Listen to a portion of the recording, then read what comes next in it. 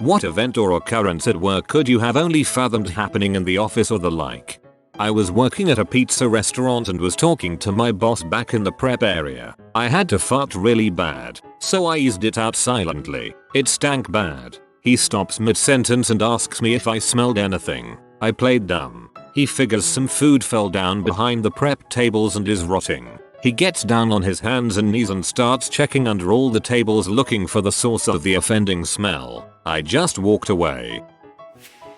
Just me and another gal at the office one evening. She comes into my cubicle with a clear drinking cup with a centimeter of pee in it. Asks me if I think it looks cloudy. She's concerned her yeast infection has given her a urinary tract infection.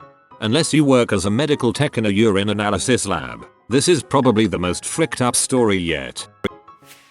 I worked at a USAF building doing computer security. One day the USAF decided bomb trucks were a threat, and to stop them from being parked next to the building they banned all parking there, in an already insanely packed lot. Of course, this left a wide open path for potential bomb trucks to take right up to the building. So to prevent that, the USAF put up a barrier that no terrorist would dare defy. Street cones. I suggested we put them on top of all of our servers to keep that hackers out, but they neither saw humor nor irony in that idea. You don't use actual cones to keep the hackers out, just install VLC. I was working as a legal assistant and my attorney boss asked me to pick him up from the dentist one day. I was annoyed and assumed he didn't want to drive after being given laughing gas. Turns out, it wasn't a regular dental appointment, but oral surgery, and he had gone under full anesthesia.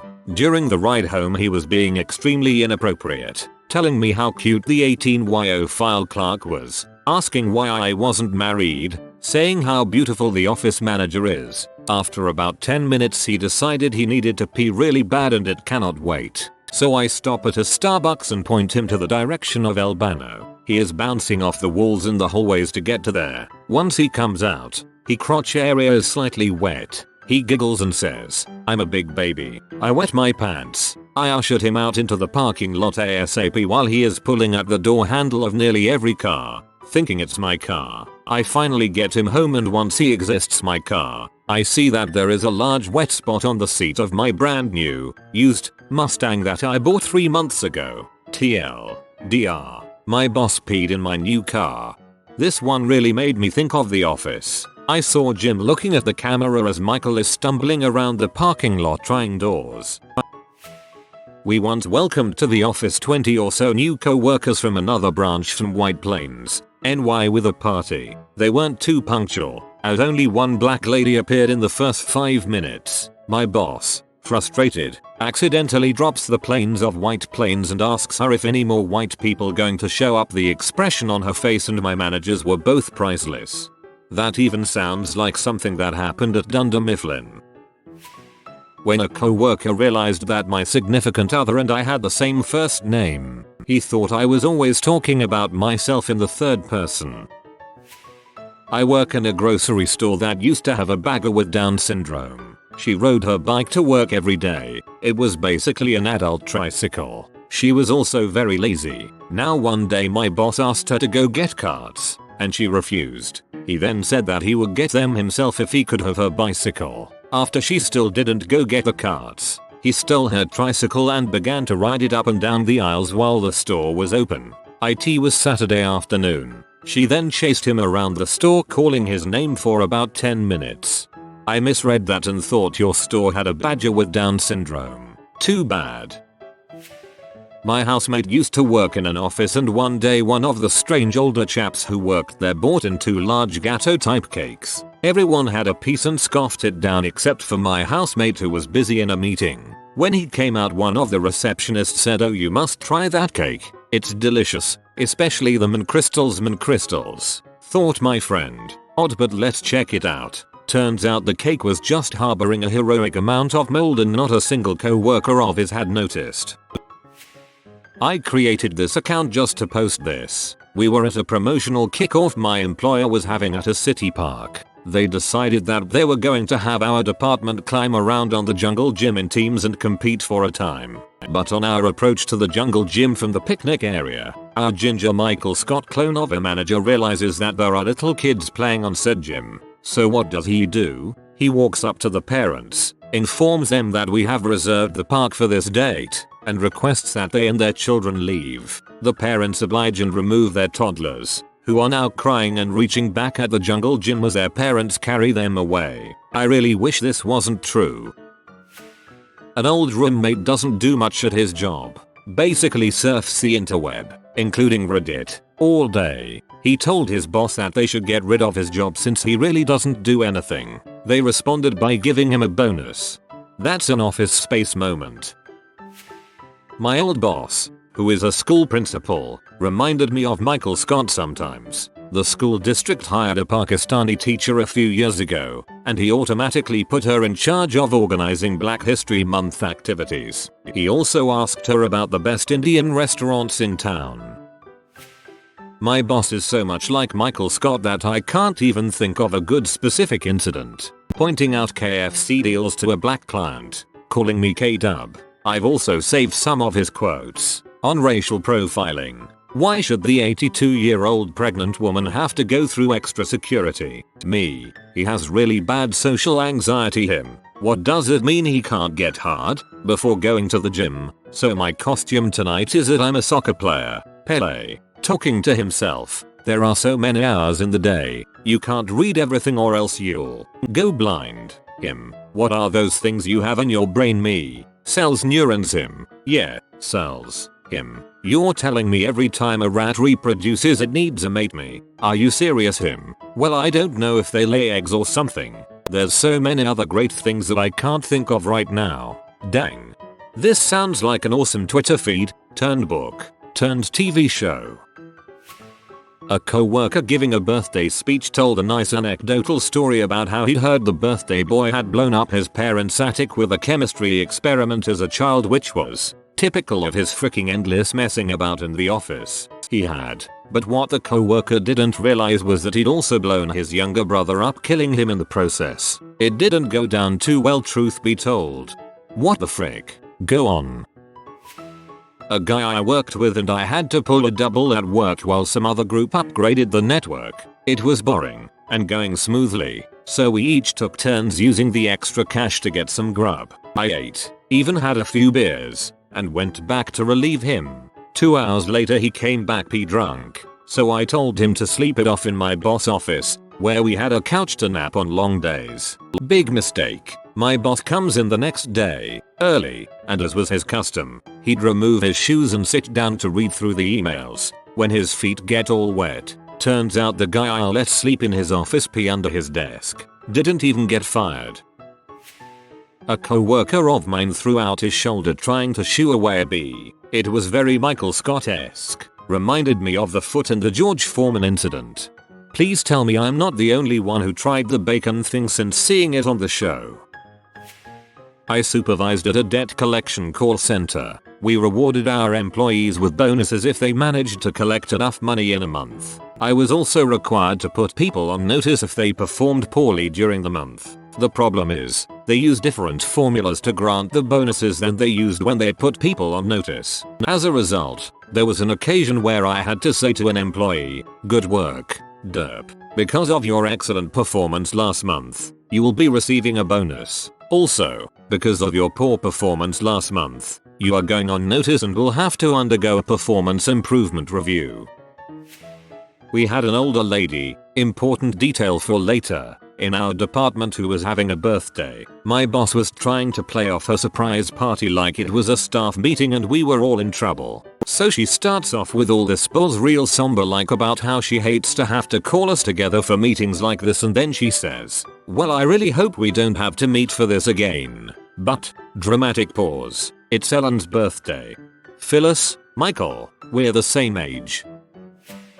Christmas 2010 dinner with bigwigs and some government dignitaries. There's about 30 of us around a big table. Wine has been served and some indulge a little too much. We are asked to stand up one by one and introduce ourselves and tell everyone what our job is. The lady to my right stands up and says, "I'm Cecilia. I'm not sure what my job is really. For the last 3 years I have just shown up and I collect a paycheck." Dead silence. 3 years ago management changed hands and there was restructuring. Her duties were shuffled around to other people, but she was never given any work and went unnoticed. After Christmas holidays she was moved out of her office and given a new job. I guess out of boredom she had taken to pilfering pens and other small office equipment. Her drawers were filled to the brim with all sorts of brand new stuff. She still works here. They fixed the glitch. I was locked out of my email because someone else had tried to log into it several times and the password had to be reset. I called IT and asked them to do it. An hour later, I called them again and they said they'd done it immediately after my previous call. I asked why they hadn't notified me and given me the new password, and I was told that the new password had been sent to me by email and was waiting in my inbox. This sounds more like Dilbert than The Office. Our office Dwight is about 35. Most of our staff is under 30 with the exception of a few higher managers. So you would expect Dwight to be more mature, or at least have more social intelligence, than the others at the office. That's not the case. One day this kid at our office just got reamed out by our boss for not scanning a report correctly and sending it to a client. But our boss is pretty cool, so when we get in trouble, there is a lot of yelling and it usually ends up with, "Don't frick up again." After the yelling everyone's cool, and we can joke with our boss again, and call him an butthole or whatever, and we're friends again. No hurt feelings. After the kid gets yelled at, a few us tell him to scan a picture of his face and his middle finger and email it to our boss as a joke. He didn't want to, so naturally we grab his shoulders and start to force him to the scanner. We're all just joking around and finally he's like, okay, just let me go." Right about this time, Dwight walks around the corner and sees us trying to force his face onto the scanner. Dwight keeps walking until he's right next to the kid, grabs the back of his head, and slams his face into the scanner. It was like Bruce Willis fighting terrorists. Keep in mind that Dwight has no idea what's going on. He just walked up on some people trying to scan some kid's face. The situation went from jolly fun time to instant WTF. The kid stands there kinda dazed and everyone else looks at Dwight like, "WTF is wrong with you?" Dwight laughs, then turns around and walks away without saying anything. I don't think that scanner has worked right since. And I was the kid. I work in engineering and was out for a week getting a gallbladder operation. The ladies in manufacturing were wondering where I've been, and when they were told, they asked if there would be a get well card to sign. Being that engineering at that time was all men, no one had the thought or care to do this, except for one guy. He purchased a card and had the gay guy that works at the office sign the card, telling him that he was the first to sign it. He also ended up being the last to sign it. When I got back into the office, the card was waiting on my keyboard. I was not sure how to react. I hardly knew the gay guy, so it wasn't like he was just being nice. I was worried that this would end up very awkward. Fortunately, someone else told me the dastardly genius of this plot before there was any conversion between me and the gay guy. I would have made a real butt of myself explaining to him how nice the card was, but I was not gay. Misspelled conversation as conversion. Best typo ever. I was at a class where we were learning how to sell safes. We were a locksmith security company, and we had just bought out a smaller company that only sold safes. We opened the floor to anyone who had suggestions that we could give to customers. One guy said that he always told his customers to put their papers in plastic bags, because in the case of a fire, the fire department was going to flood the house with water in an attempt to put the fire out. If your documents were in bags, then they wouldn't get wet. Another guy chimes in, saying, "Actually, I usually tell my customers to put their documents in Tupperware containers, because a plastic bag could easily melt in a fire situation." Then, another guy chimes in and says, "No, they won't. I microwave things in plastic bags all the time, and they don't melt." Currently my job consists of placating the client company while they want and expect other companies to do what they want. They are trying to hold people who don't work for them accountable to their own timelines and project timeframes. Past examples include being asked to sign a blank performance review with no goals listed and then months later being threatened with a write-up for not meeting goals I was never informed of. One email later with a scan of the signed blank copy I had, and my review was much better at the direction of the debt manager. At the Target I work at, there's a large calendar in one of the office hallways with birthdays and theme days penciled in. It's usually things like Thirsty Thursday, free high C in the break room. One day, a private intermanagerial memo was found and posted for everyone to see. Some team members have been complaining about lack of benefits, low pay. If you hear something like this, remind them of the fun calendar. I used to work at a very Dilbert-esque insurance company. We had a VP in our office who was like 6 feet 5 inches and very clueless, but he had executive hair. He decided we needed marketing pamphlets with a picture of each of us on it and a little bio. My manager sent out an email telling us, including the VP, that on a certain day, a photographer would be in the office. So we all had to wear coats and ties. The appointed day came. We're all dressed up and in walks the VP in business casual. He looked confused and asked, "Why is everyone dressed up?" My manager reminded him that we were dressed up for his pamphlet. I, however, came to the rescue and lent him my coat for his picture. I offered it jokingly, as I am only 5 minutes and 10 seconds, but to my surprise, he took me seriously. He looked like fat guy in a little coat and the pamphlet was delayed while the publisher waited for him to get another picture done.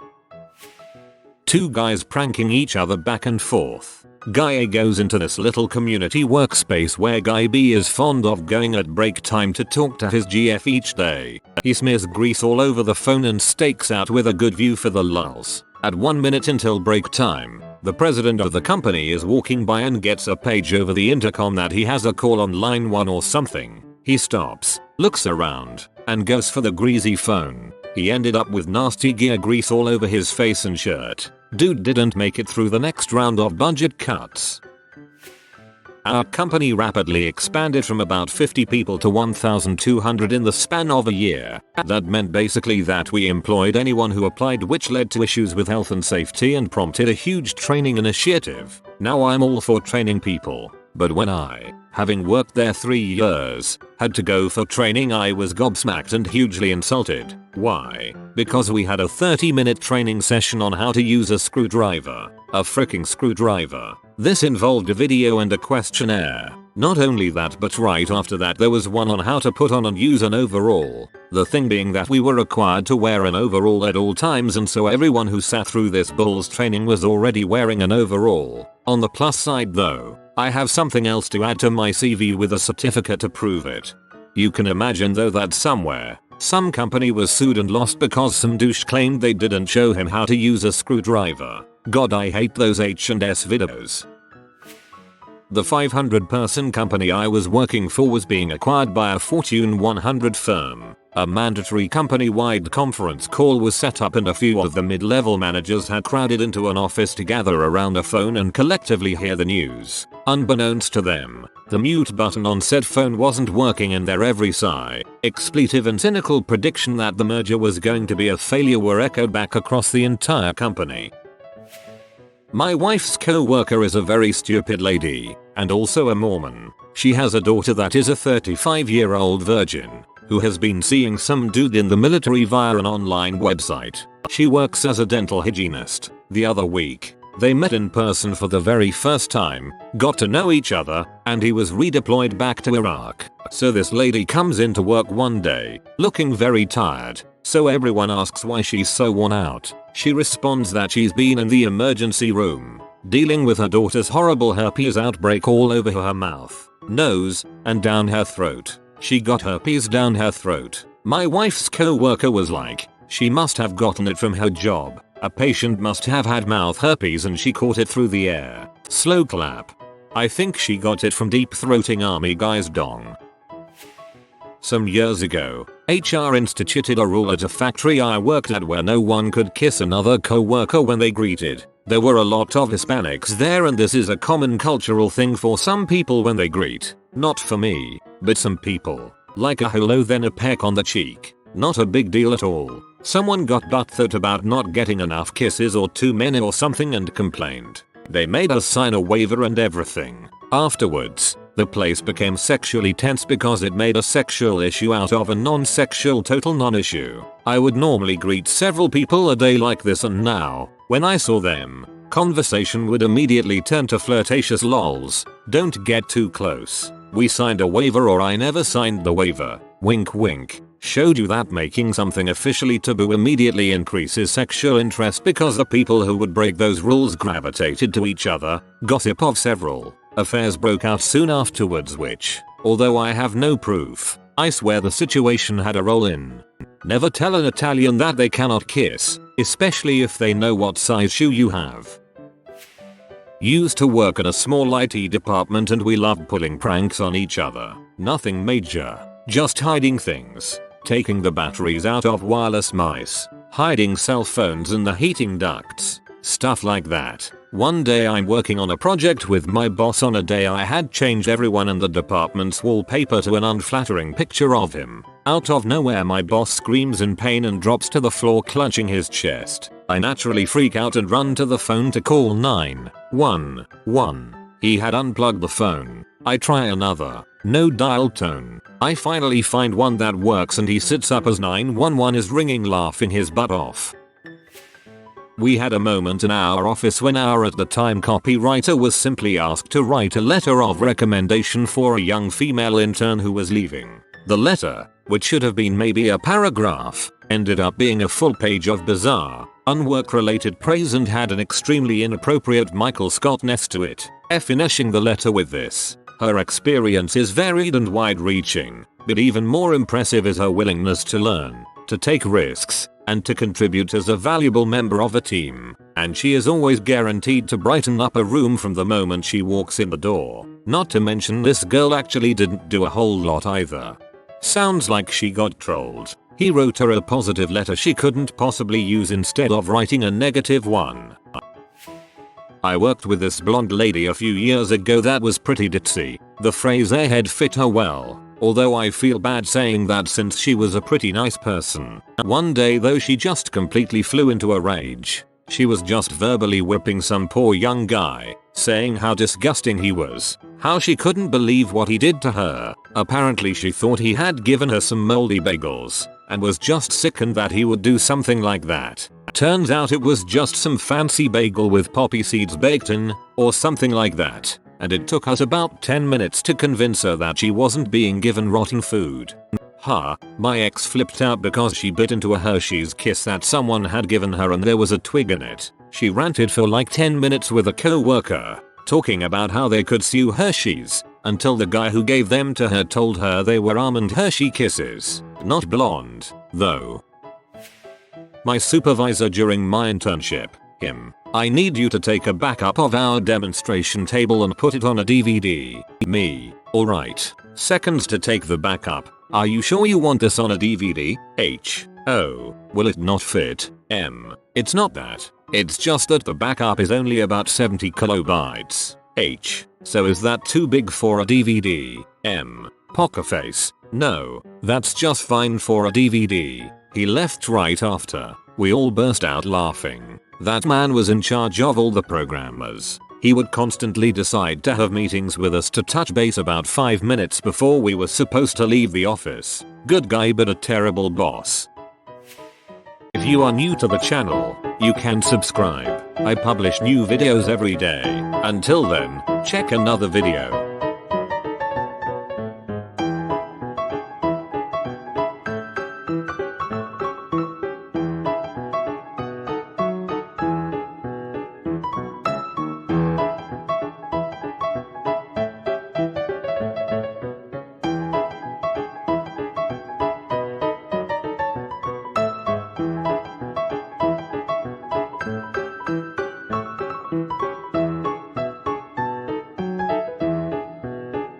Bye for now.